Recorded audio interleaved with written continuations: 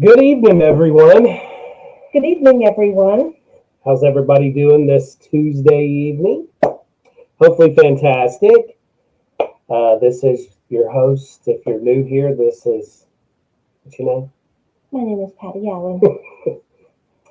And my name's Lee Allen, and we welcome you guys. So we've got YouTube here, Paravisions Paranormal Society. We've got our All Things Creepy with Ghostly Travels Facebook page live, and we have my personal page.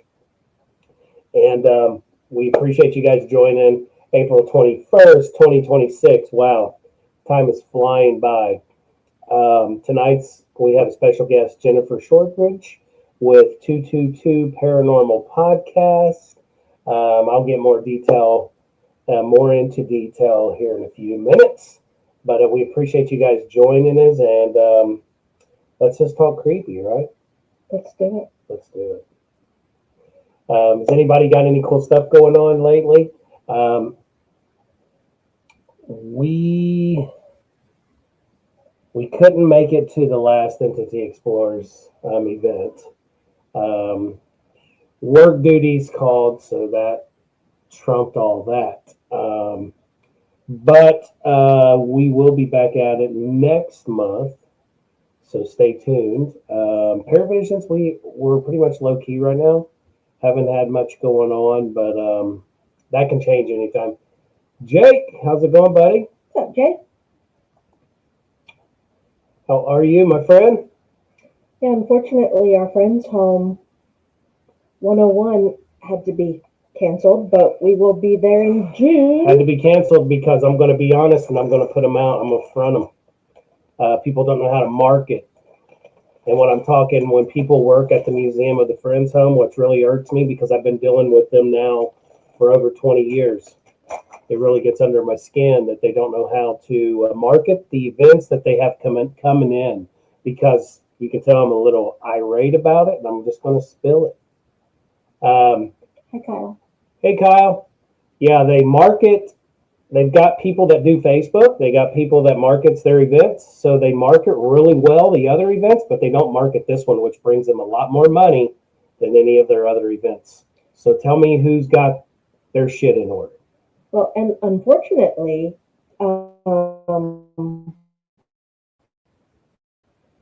the day before that event was supposed to happen, I received. Hey, Carlo, what's up, buddy? Hey, Carlo. Hi, Crystal.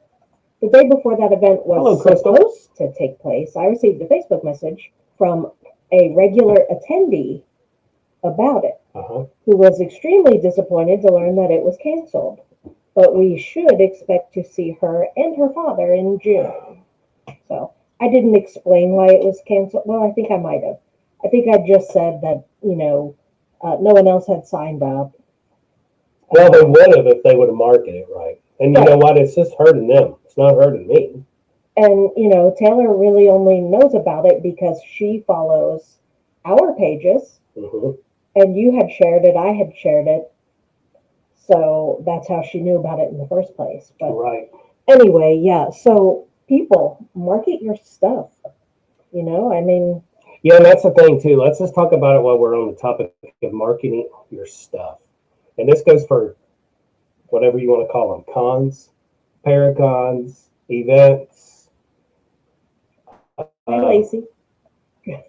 Hold on. Oh, God. Jake, Kyle beat you. Hey, Lacey.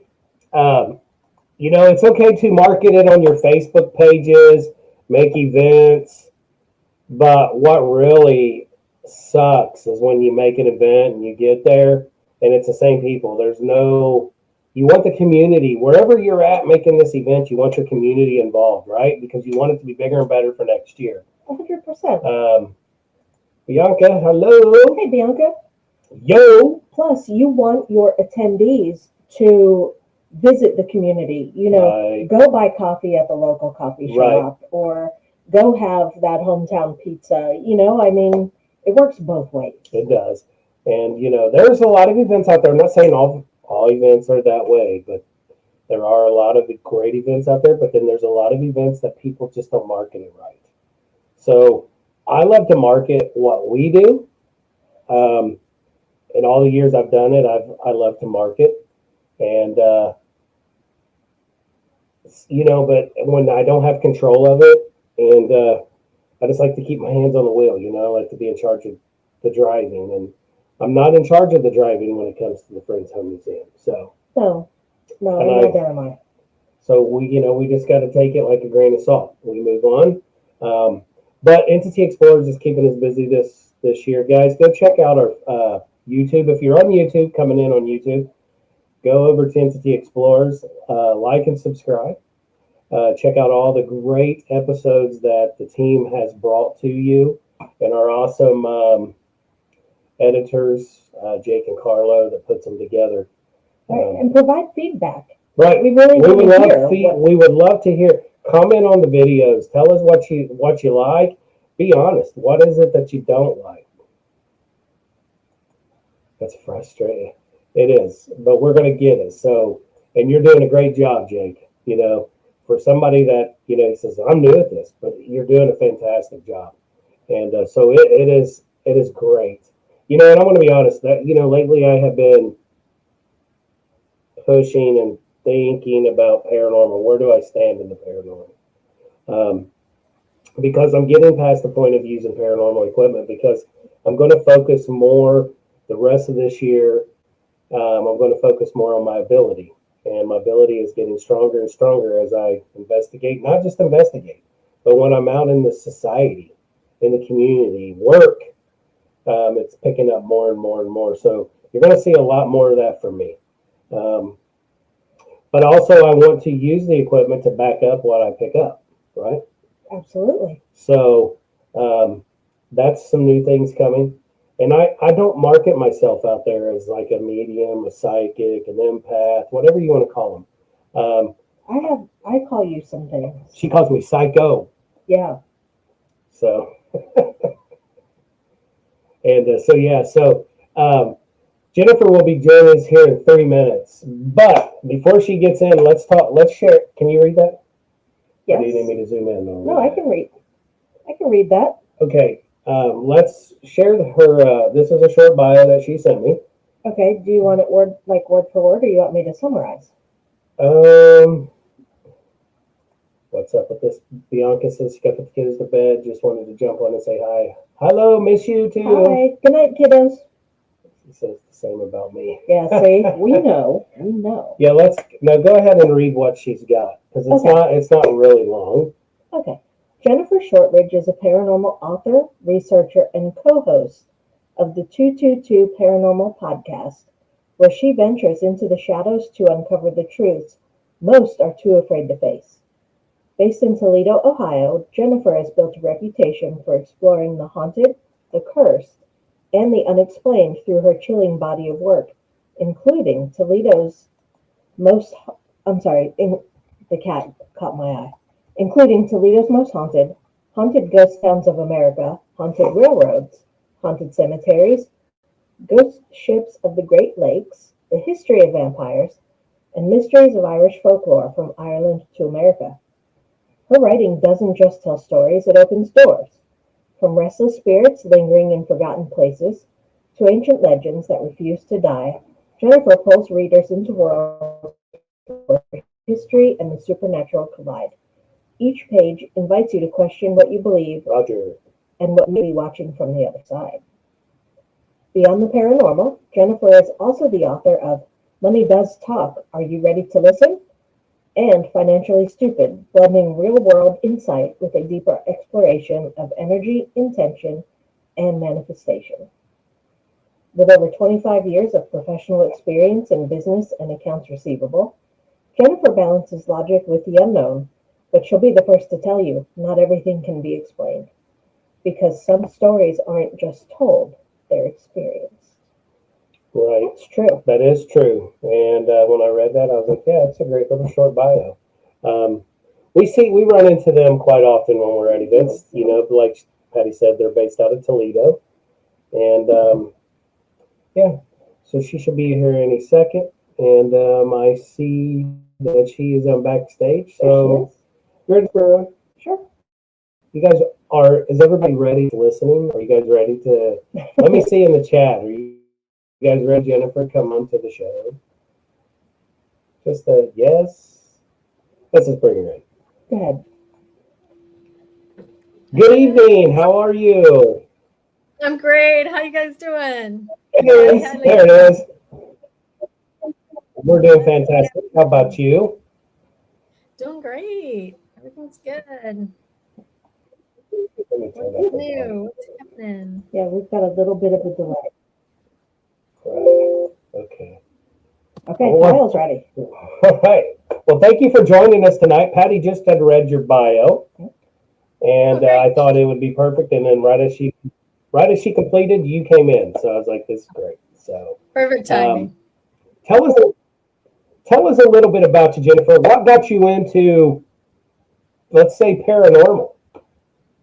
So I'm out of Ohio. If anybody is watching from Ohio, I have been paranormal investigating for over 25 years, probably a little bit longer, but I won't age myself. I have always had this fascination for the paranormal ever since I was a little kid. So my dad, when he was a young man, had a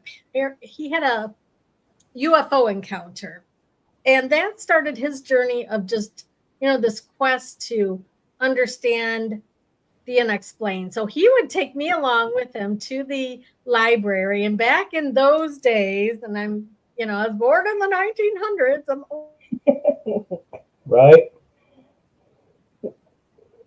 Sorry, guys, we got a little delay.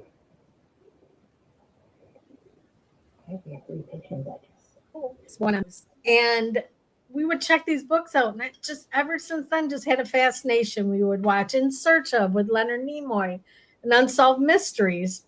Oh yeah. And so I just had some strange things happen when I was younger. I heard somebody calling my name in the house.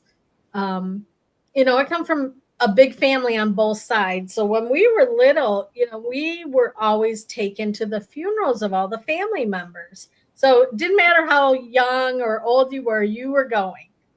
And I would go into the funeral homes and I would just be like, there's something here.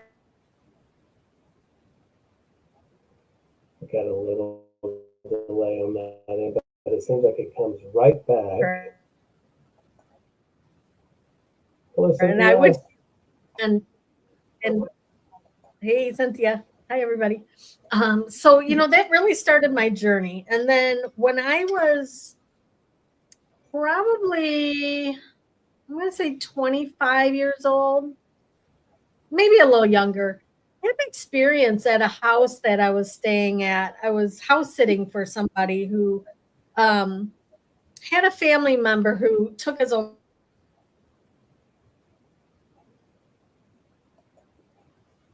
UFO got her, Roger said. I was waiting for him when she said, yeah. Life. So I heard something so strange. I heard the cats in the house were screaming, and I've heard cats fighting. We all have, but this was something different. And I heard the loudest, darkest growl that said, "Get out." And I got up and I got out. I didn't even have any shoes or nothing on my feet. So yeah, it was just, I gotta take my glasses off so I can see you guys. So anyways, I just, ever since then, I just always had this passion for understanding the paranormal. I love ghosts. I love haunted places, haunted castles. I've been to a couple. When I moved to California, I had a really strange experience out in Hollywood Hills that I can share with you guys if you want to hear it. We would love to hear it. Okay, so you can't just say here it is. Well, you know what? Oh, by the way, I have this really crazy story. So, when I was 29, I moved out to Los Angeles from Toledo, Ohio. I just felt like I wasn't meant to be in Ohio anymore. I'm like, I'm moving to California, I'm moving to Hollywood. I didn't know what I was going to do. I didn't have a job or anything. So I get out there and I found a job, and I was working in the Hollywood and Highland project in the El Capitan Theater, which is famously haunted, along right next to the Roosevelt.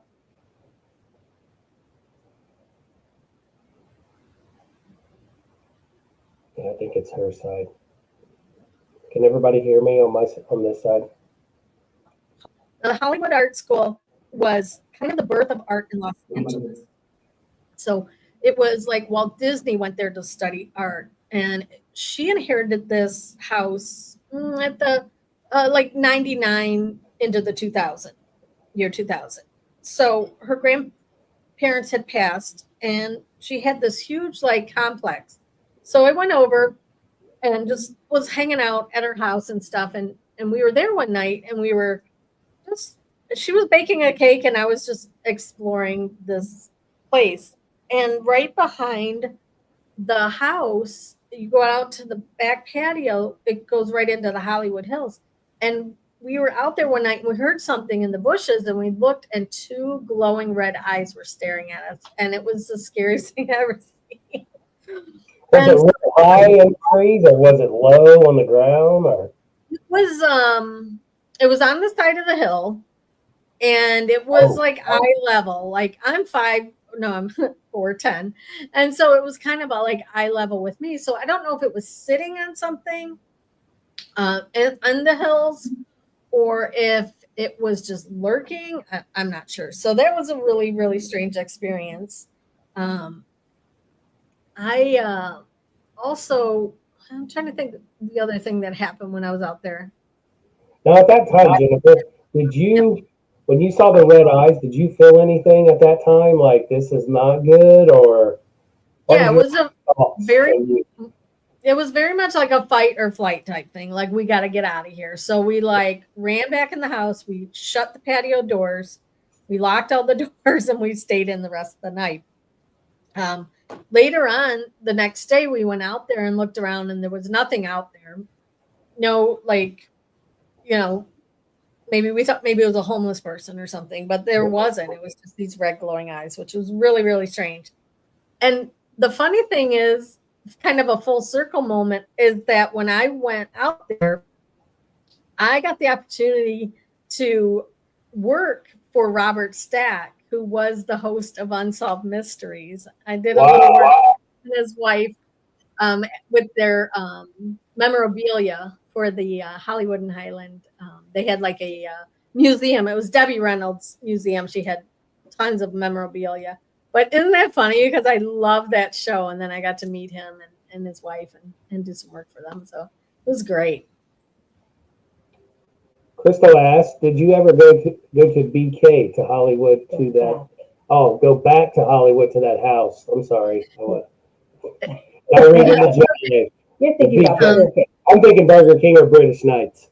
Let's go with Burger King. That's my actually, no, I never got to go back. She ended up because it was like this huge property, and I never got to go back. She sold it. She had to sell it because she just couldn't afford the upkeep on it. But what was really interesting is we went in this one building out in the back, and she had found original drawings that Walt Disney had done when he was learning, like his original sketches of like Donald Duck. Holy crap. Yeah. And they ended up going to UCLA, but not paranormal, but it was kind of cool. Yeah. Jeez. Could you imagine what this could be worth today? Oh my God. I can't imagine. I can't imagine. Yeah. Wow. Yeah. So I left Hollywood, came back to Ohio because I missed my family.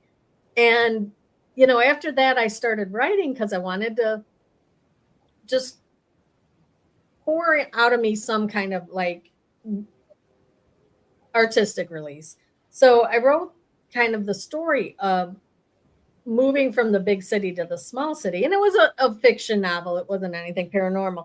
But that really started my writing journey. And I've been writing ever since. I've been hosting the podcast for 11 years now. We're over 500 episodes. So I had a lot of material to draw on to start writing, some of my paranormal books, which you see behind me. I kind of have them behind me. Right. Here. Congratulations on the podcast for being, having it running so long. 500 Thank you. episodes. Yeah, That's a lot of episodes, it is. You guys got to catch up with me. Yeah, dedication. Yeah. So are all of your paranormal books fictional? They're all nonfiction. I do have one fictional book that I'm working on. It's a Bigfoot story.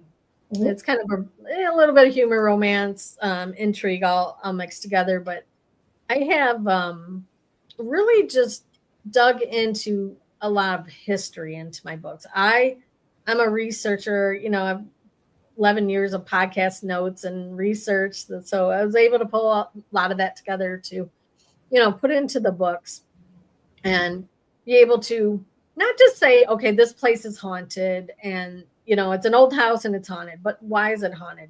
What's the history of it? Right. Who do they think may be haunting this? You and I, we met at many haunted locations. Right. That's one, Yep. and it's like everybody can say it's haunted, but why?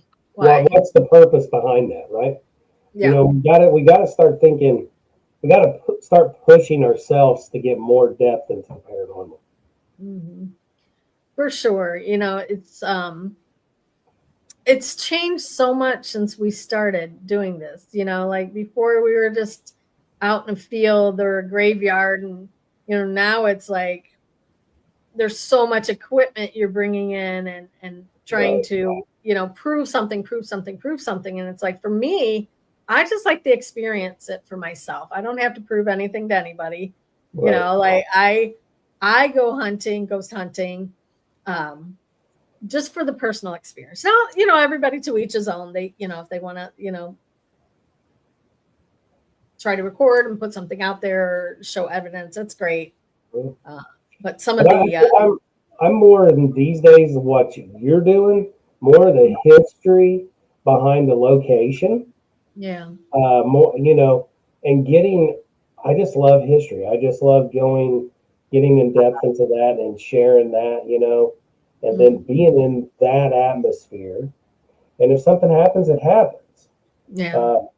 Because it's like, okay, we got a little trigger object, It's like the paranormal equipment. We need to advance. We need to start advancing ourselves. It's all EMF. It's all static, but let's advance ourselves. And I think if people would do more the history side, I think they would open their eyes up a lot more. Because if we think we've got it under control to communicate with the spirits, let's start asking them questions about, this is just me thinking outside the box. What can help me help you to hear you better? Mm-hmm. Right. Or a better sign. Hi, Carlo. Got some comments going on. Yeah, I was going to jump on those. And along with that, I always like to try and dig into learning about who we're communicating with. Right. Tell me about your family. Tell me about the things you like to do. We always say this. There's so much more than how did you die? What happened? Well, and I'm going to add on to that to you. When it's like Mansfield, it could be. We're always thinking of the location we're in, right? So we're going to start talking about, well, what's your crime? If I was that spirit, I don't think I'd want to talk about what I did. Mm-hmm. I think I'd want to talk about things that I can remember and love, right? So, and then share some of that with you. But, everybody goes into a building 24/7 and they hear their stories when they do the walkthrough. So that's what they're focused on instead of thinking outside the box, right? So they need to stop and they need to, I've just been thinking a lot about new ways, new techniques, thinking, differently instead of going down the same path every location. Yeah. Yeah, and I found too that a lot of times, hi Kitty. I find that a lot of times the conversations that we pick up on our recorders happen when we're just having normal conversations within, between the group. With the group, Yeah, because it's almost like they just want to be part of the chat. You know, they don't want to be like just like, you know, circus performer. Come on, perform for us, right? Right. And you know what happens for us when we're doing that talk? It's usually when we're talking about food. It's 1 o'clock in the morning, and you know, we're sitting there in the dark and we're just slap happy, but we start talking about food, and then all of a sudden, oh wait, did you hear that? Yeah. Like you said, they just want to be part of the conversation. So you're bringing up something that they can remember and they love. Yeah, you know, it's a commonality: music, food, family. Hello. Yeah, we've always said they're like, "Hey, I'm still here. Right. Stop ignoring me." You know, one of those. Roger says some people treat these spirits as things. Some people Right. don't treat them as people. They're actually just like you and I, just on the etheric plane here with us. Right. I agree. Yeah, definitely. I always like try to think of like the time frame that they're in. Because Right. they're not going to know some, you know, if you're talking spirit from 100 years ago, they're not going to understand some of the references and the No. vernacular that you're using. So, you know, just try to think about that as, you know, a form of communication. Or I like to play music a lot. Like if I'm investigating, I'll find the music from the time era of, you know, when I think those spirits were living, because Right. that will, I always find that music attracts Oh yeah. the spirits. I had this one time, it wasn't really music driven, but I was at the old St. Joseph's Hospital in Lorain, Ohio. And I was with like 4 ladies and our guide, Marty Hoover, who's was a great investigator. We were in the labor and delivery ward.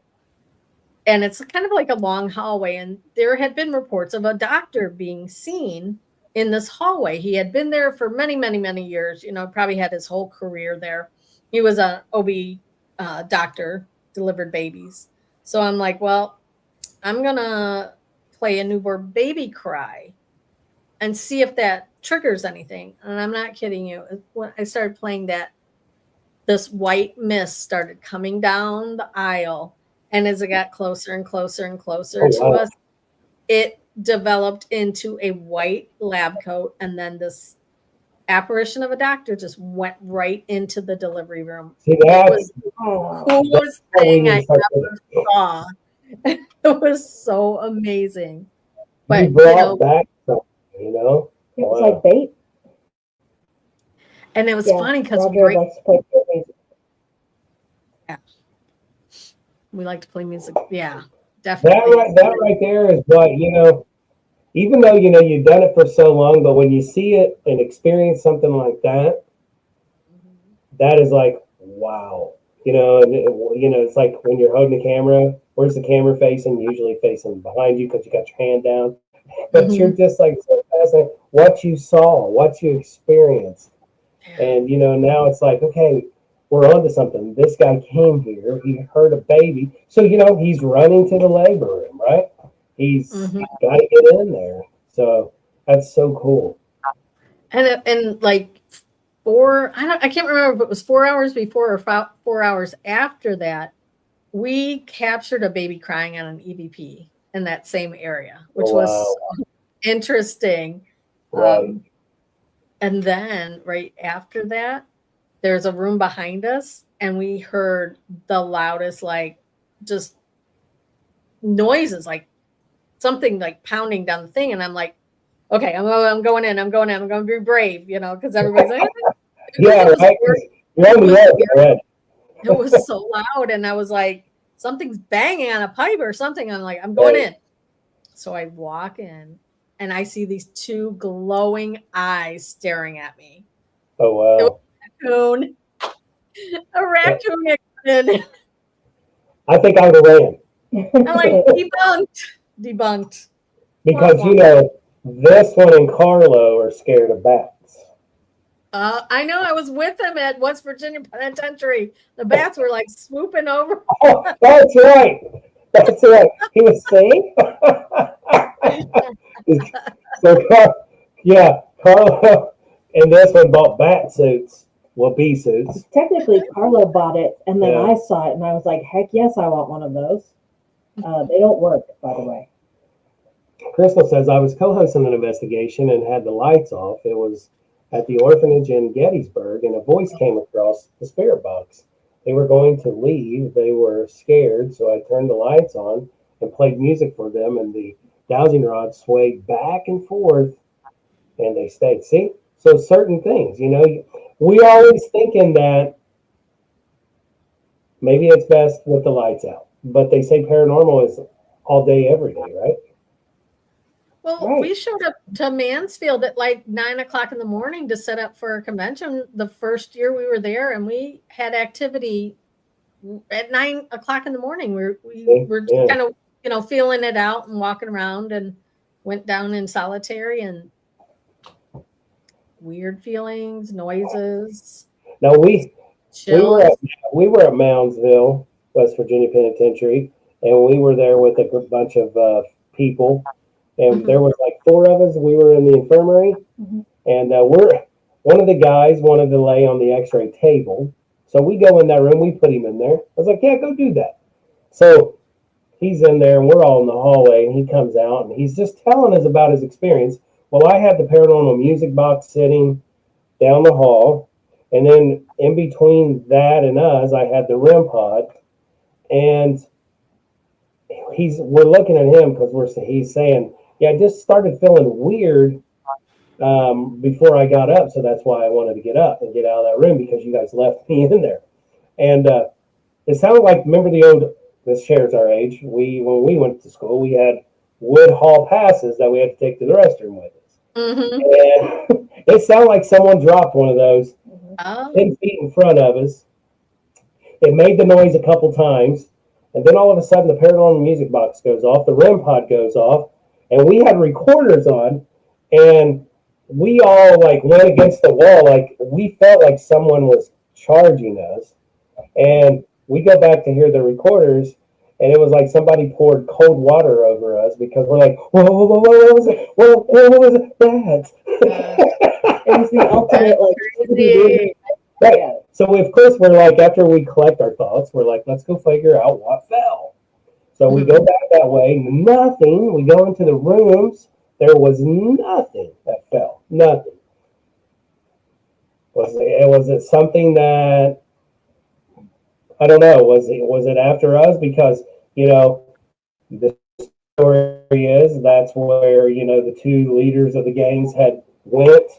They were in there, and they were, I don't know if they were calling it quits on the fighting or if they were going to kill each other, but was it one of them? We don't know. Personally, I feel like, because we were heading down this one hallway, right, and I feel like it was something like, don't come any closer. This is where you stop. That's what I think. Roger, this is Roger. He says, I've gotten good EVPs in the middle of the afternoon. I've seen shadows and mists in the middle of the day. Yeah, it's like, but here's the majority of people. We close our peripherals, right? We want to just look straight. We're too busy. We're in a fast-paced world now. We don't stop. We don't go. Lately at work, I have been sensing that I feel this man like going around certain hallway. And so today, everybody in work knows that I do paranormal. So our project coordinator, she comes up and she goes, I got to talk to you about something. And I'm like, yeah. She goes, this is weird. Can we step in the conference room? She goes, because I freak out. She said, every morning about 8 o'clock, I go down this hallway and I feel a man. And I'm like, what you talking about, Willis? And I was like, come here. Man, let me in.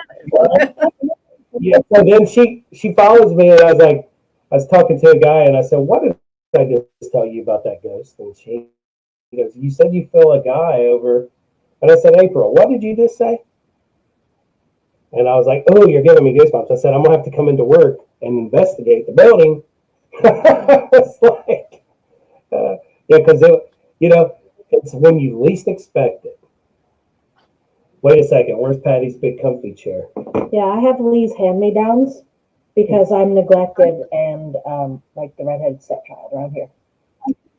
She is full of Lee? crap. Jennifer, do not Lee? listen to her. The chair she's sitting in. Happy wife, happy life. Yes, and Thank she you. and Thank she you. is because we just. You want me to share this? Carry on. Okay.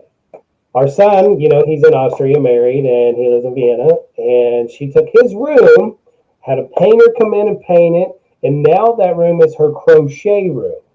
I love it. So two offices. I'm like, come on now. I do not have two offices. We are not sitting in my office. No, we're in mine. All I have in here is two bookcases and a desk. That's it. Well, you still have a majority of it. Whatever. Well, What I did have what an did office. Kyle say? That's him. So Sorry, when Jennifer, what was that? excuse me. So when I first moved into this house, this house is 100 years old that I live in now. I've been here 20 years. I had set up an office in the basement. Excuse me. And so I had my computer down there, and I was babysitting my 3-year-old niece at the time, or great niece at the time. And I had her downstairs, and she was sitting on my lap, and we're watching Sesame Street videos. And she gets off my lap, like squirms off my lap, and goes into the other room where like the furnace and the hot water tank is. And she's looking at the corner, and she's pointing, and she's going, Grandpa, Grandpa. And there was nothing there. And I'm telling you, wow. I've got the chills right now just thinking about that story. But I've had the strangest things. I mean, interesting things. I heard whistling in the house for many years. And my dad was a whistler. And yeah, I think Joe mentioned that when we had him on the show. He was because Joe mentioned some of the stuff that happens at your house. Mm-hmm. Yeah. So my mom and I were sitting at the dining room table, and we heard whistling, and she goes, "Oh, your dad's here." And I was like, "Mom, Dad doesn't drive anymore." And she's like, "What?" I'm like, "This is what I hear in this house all the time." Yeah. So it's just, there's been so much activity in this house. Wow. I can't even explain. Like, and it comes in like waves. Like, right after my boyfriend and my dad they both died from cancer 6 months apart.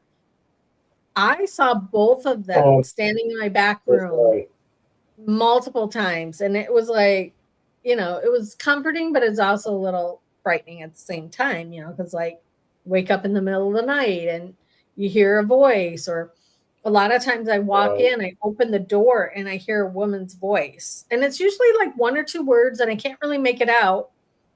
And I have a lot on both sides of my house, so I don't have neighbors right next to my house or right up, and it's a brick house, so it's really solid. It's very quiet in here. But we've had I've had strange things. I woke up and saw like something standing over me, shadow figures. I've had full body apparition of my neighbor who died in this house. She showed up after she passed away, scared the Jesus out of me. I'm just like, I don't know if it's the house itself or if it's. Now, you said your neighbor passed away in the house. Did she live there at one time, or was she just there visiting, or? She lived across the street, and it was interesting because she was like 94 years old, and she didn't really ever have a conversation with her, but I always waved. And one time she came over, I was having a picnic at my house, and she saw my dad, and she's like, Jim, and he's like, no, Jim was my brother. Her husband had worked for my uncle. It was just so bizarre. And so just had a small conversation with her. And then Joe and I had been traveling, like we were doing like just a boatload of conventions that year. And so she passed away in September. And when she appeared, it was December. Oh, wow. Just because we were just traveling, we were gone. I didn't realize she had passed away.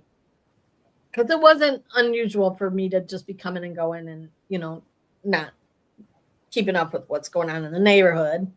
Right. But what's interesting, after she passed and she showed up, the house sat empty for 2 years, and then this couple bought it. And one day she saw my sticker on my car, and my paranormal sticker on my car. And she walked over and she's like, "Do you do that paranormal stuff?" And I'm like, "Yeah." I go, "Mrs. Hall's in your house." And then she's like, "Yeah." And she's driving me crazy. She's trying She would set the creamer on the counter, and she'd come back and it would be in the cupboard. Oh. Or she'd leave the cupboards open and walk in, and all the cupboards would be shut. Yeah, Miss Hall, like, hey, you don't leave this a mess when you leave here. Right. Exactly. Right. I'm gonna be the fussiest ghost. Let me tell you, when I die, I am messing with everybody. Me too. I'm jingling things in the middle of the night at them. All right. If anyone has air horns in your house when I pass away, be on alert. Oh yeah. This one likes to get me with air horns in the past. In the past. That was years ago. Krista says, I hear a man's voice.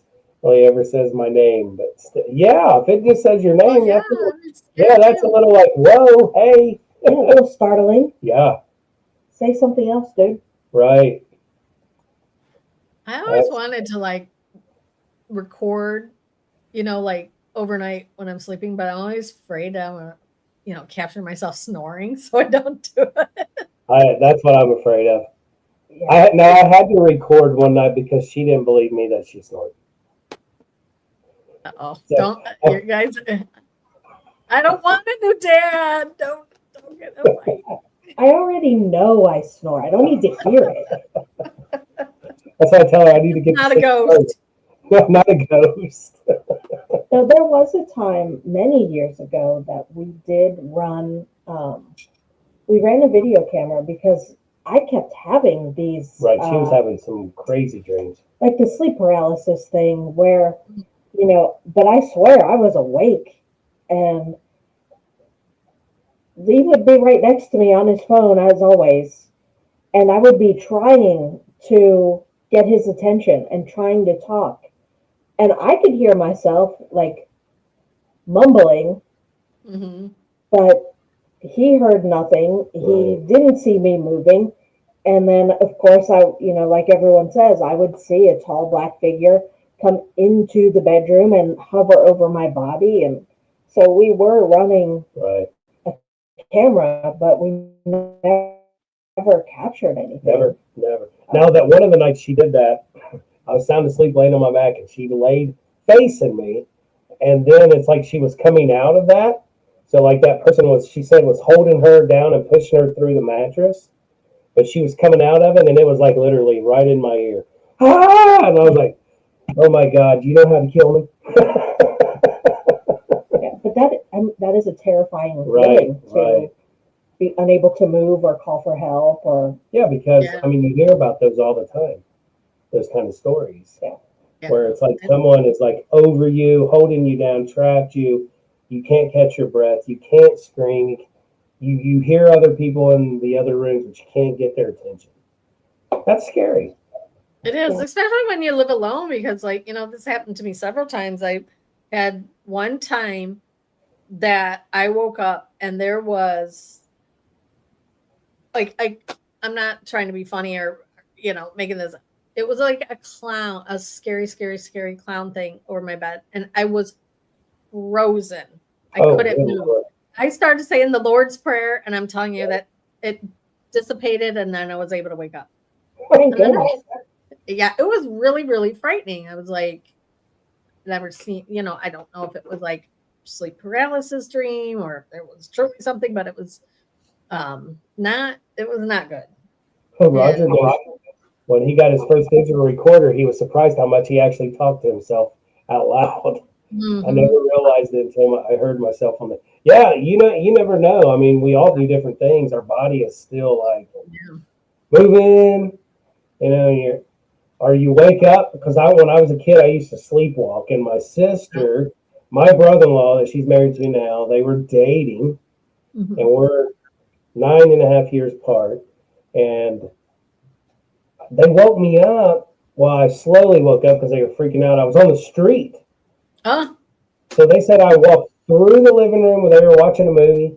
I walked outside. They followed me, and I was down the street. And I'm like, what? I was like, you didn't want to get me? You didn't? You just let me walk outside? And they were like, well, you always hear don't wake somebody up if they're sleepwalking. And I don't know why, but I don't know why either.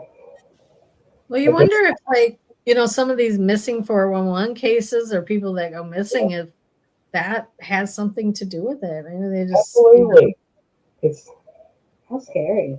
Right. Disappear. And my mom found me one time on my dresser, like literally standing on top of my dresser. I'm like, this is when I was like 6 or 7. I'm like, what? Superman to beat your ass. No, my mom said when because this was a night that we watched Friday the 13th. Uh-oh. Yeah, I must have been having nightmares because I was up in there, but I was not facing the corner. I was facing like the room. But she said, my sister said that she heard the noises like I was in my dresser. But what I did is I pulled my drawers out to climb up onto the top of the dresser. And when my mom came, she said it was creepy because I saw your shadow, but when I turned the light on, she says I just freaked out. Yeah. That's crazy. Oh my God. Crystal says, what about a shadow person that changes into what scares you so it feeds off your fear? Oh, could that be what you saw? But yeah, Sure. could that be what you saw? She's curious, like the clown thing. That was yeah. Well, here's the thing. We have here, our house is haunted. We have a Wendigo in her now craft room in the closet. I'm still doubtful that that's what that is, but whatever. But I feel it's more Indian. Mm-hmm. There's a mound not far from where we live. Okay. And we could be sitting downstairs. Now it's just her and I now. Kids are grown, moved out. And just what was it? A month ago, our cat did not want to come up the steps. It was down at the bottom of the steps watching. Patty gets up and goes and watches. And it's just looking around like this. I videoed it. I put it on Facebook. Mm-hmm. And I'm like, what is going on? Because, they say animals sense things. And then it was a few months prior, we're watching a show, and we just heard like 2 kids up here just playing, running all around the house. Yeah. And I'm like, okay. Yeah. Or what creeps you out is where we're sitting, but it was different setup. It was the night after we done an investigation. We're going over our audio, and we both have our headphones on, noise canceling on, and we're just into getting this audio done to go through it. And we both heard a little girl. Didn't she giggle? Mm-hmm. Right in between us, and we both look up and at each other like, I was like, did you hear that? Yeah. Oh my gosh. I was like, because if you heard it, it wasn't through their headphones, right? Mm-hmm. It was that was creepy. So when you least expect it, I think is when it's like, wow. So I was going to ask you about so your books. You've got all kinds. You've got and I want to ask you, what is your favorite ones to write? What are you more intrigued in? I've written a lot about the history of Ohio. I think, one of them that I just kind of just touches my spirit is the Ghosts of the Underground Railroad.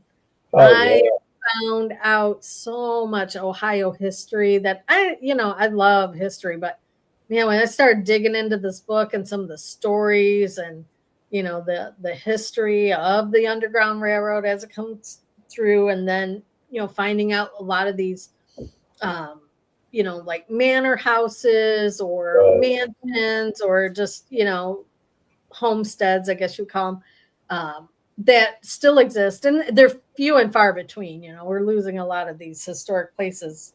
Yes, we are. Have haunted history, or ghosts of the slaves, the people that housed them, that helped them. They call them conductors. because they were helping the people come up from the South through Ohio into Michigan and, eventually into Canada for freedom. It's really, really interesting. There's a lot of haunted history around the actual railroads, because they would, follow those trails in the middle of the night. And railroads were so dangerous in those times because, there was no safety. Things could have fallen off. Right.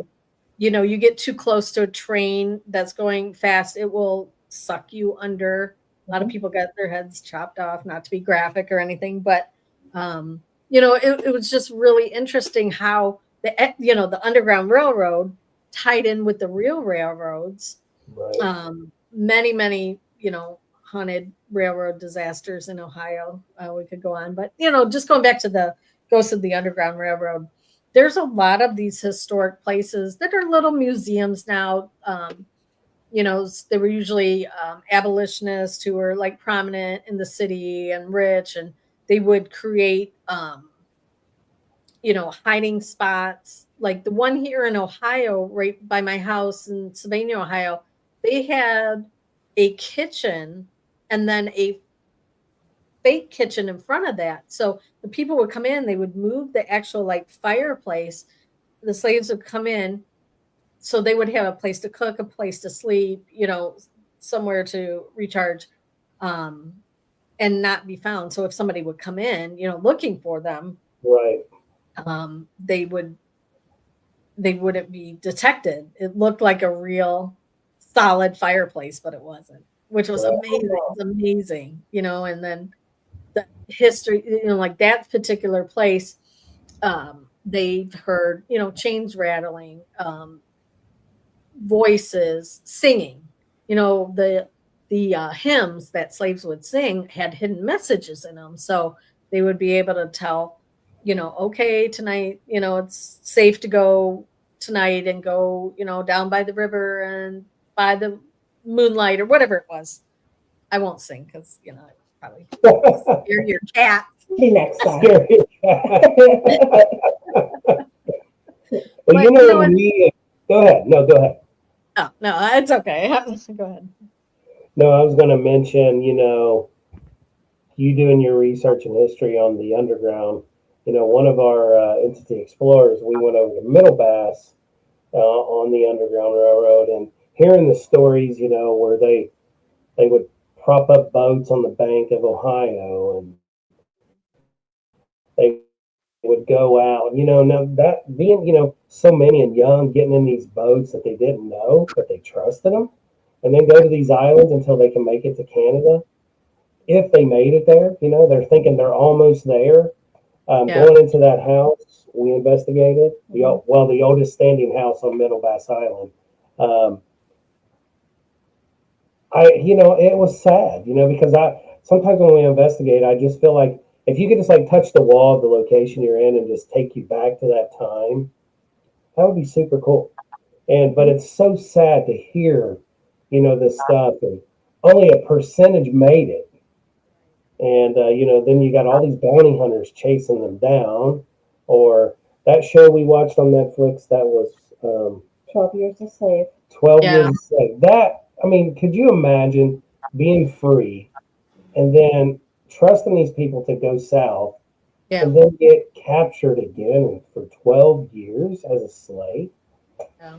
And technically, he trusted them and he went to Washington, D.C., which doesn't feel very south to me, but still, close enough that... That's where he went. Then they took him to New Orleans. Got him all drunked up and kidnapped him. But and then good old Brad Pitt had to save him.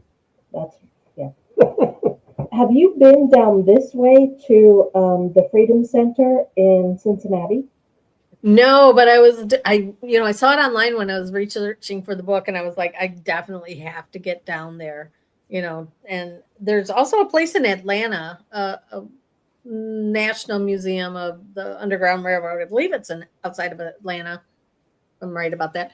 But no, I really, I gotta get down that way.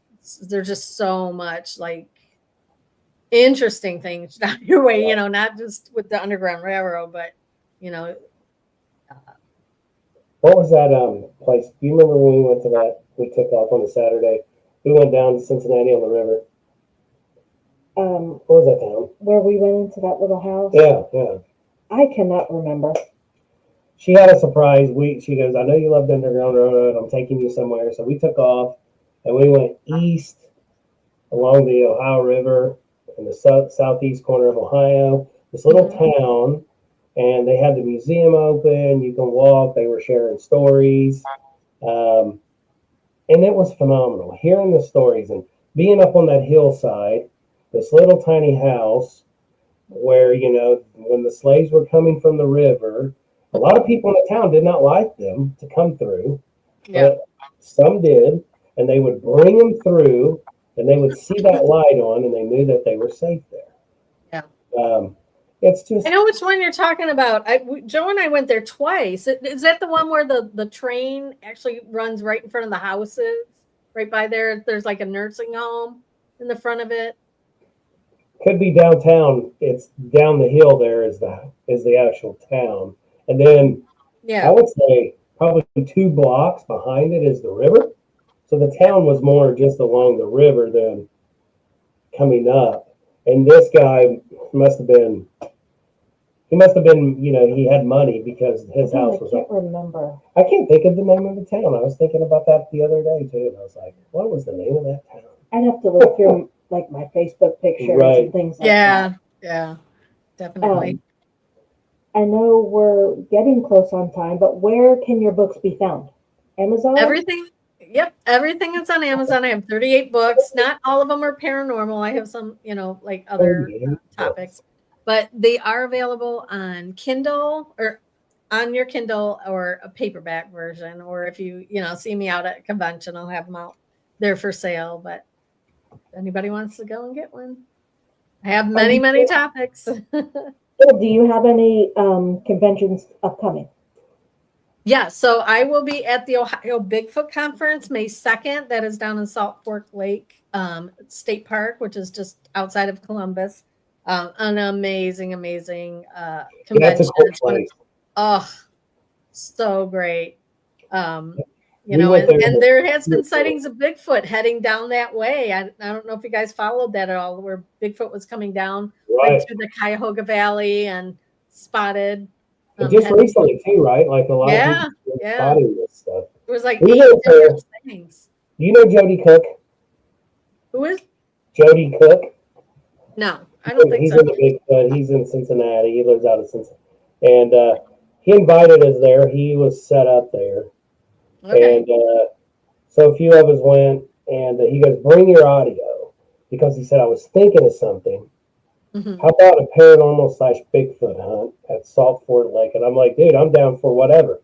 So we were there and hearing the stories and hearing people's, you know, talking and all that good stuff. And I'm like, I'm down. So we did go after the event. We went along this back gravel road around the little, I think that's a big lake or something, the big lake. And we were back there by this big hillside. And we get there, and Jody and this other guy was with us, and they started talking about a recent sighting right here. And he goes, yeah, why don't you guys go up the hill a little bit and just sit by some of the trees and do real-time EVP? And I'm like, heck yeah. So Jim, or the guy on my team, Jim Wilson, he goes, you're putting those up there as bait, but you're not going with it. It's like, see you later. You're bait. They're using you as bait. Hello, Heather. Hi, Heather. Hey, Heather. So yeah, it is a cool place, guys. If you want to, you definitely need to check it out. It's definitely worth going to. But Jennifer, we appreciate you coming on to the show tonight. Thank you so much. I appreciate you guys, and you know, like we've known each other for a long time. Yeah. So really, you know, are you going to be at a Parapsychon this year? We are not. We declined this year. Okay. Because we're thinking of going, you know, but it's a fun time. Mansfield's always fun. Patty and I went with Kyle and his girlfriend, to Mansfield, they have escape rooms now. Oh yeah, I saw Yes, that. was it? Yeah, and we did the hardest one, and oh, you guys, if you want to go check out escape room, you got to go to Mansfield, the coolest building with an awesome escape room. You got to check it out. We had a blast. You get an hour, and the guy gets us in there, and we go over things, but he goes, "Oh, you got to go through 4 rooms," and I think we only hit 2. Yeah. But it was so much fun. But yeah, Right. very challenging. Very challenging, but fun. Oh, look at that. There's another Bigfoot guy. Right here. Oh, okay. Okay. We'll have to look him up, Crystal. Absolutely, because we're going to get some of those people on to the show. And guys, go check out 222 Paranormal Podcast because I've got their sticker on my gearboxes. Remember when you gave me the stickers? I slapped them right on my gearbox. Awesome. That's great. So But I really appreciate you guys and all that you do. And, I love your style of investigating. And I know that you're always respectful to spirits, which I appreciate. And hopefully we can do a let's together soon. Collab. Yeah, let's collab on an investigation. We can make something happen. Thanks, guys. I really appreciate it. Well, you have a good night, and thank you so much for coming on. And thanks for everybody in the comments. Appreciate you guys, and keep doing what you're doing. Stay spooky. All right. Absolutely. You too. Have a good night. Later. All right. Yeah, I'll definitely be checking out Amazon after payday for because I'm fascinated by Underground Railroad stuff. Right, and guys, I didn't even know she had 38 books, but yeah, check her out, Jennifer Shortridge. We had her brother Joe on last year. God, time's flying. It is flying. And they're great people. I truly, truly enjoy them. I've known them too for a long time. And when I say a long time, I mean a long time because we're pioneers now, I guess. But guys, thank you so much for coming in tonight. Appreciate your support.